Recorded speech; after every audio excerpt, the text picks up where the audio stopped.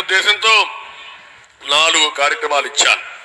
ఆ 4 కార్యక్రమాల మీరు చూస్తే ప్రతి సంవత్సరం ఆడబిడ్డలందరికీ ఎంతమంది ఉంటే అంతమందికి 1500 నెలకు చొప్పున సంవత్సరానికి 90,000, 5 సంవత్సరాల్లో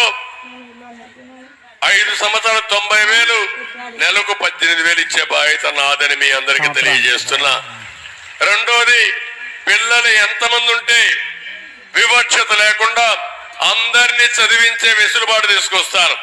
ప్రతి ఒక్క బిడ్డకి 15,000 రూపాయలు ఇచ్చి పూర్తిగా చదివించే బాధ్యత, ప్రయోజకులు చేసే బాధ్యత నాదని మీ అందరికీ హామీ ఇస్తున్నా. మూడోది, మీ ఖర్చులు తగ్గిస్తాను. మీ ఖర్చులు తగ్గించాలంటే దీపం నేనే పెట్టా, వంట గ్యాస్ ఇచ్చా, మళ్ళీ హామీ ఇస్తున్నా. 3 గ్యాస్ సిలిండర్లు ఉచితంగా ఇచ్చే బాధ్యత నాదని మీ అందరికీ హామీ ఇస్తున్నా. దీనివల్ల సంవత్సరానికి 1,200 రూపాయలు చొప్పున ఒక్కొక్క సిలిండర్కి 3,600 రూపాయలు మీకు ఆదా అవుతుంది.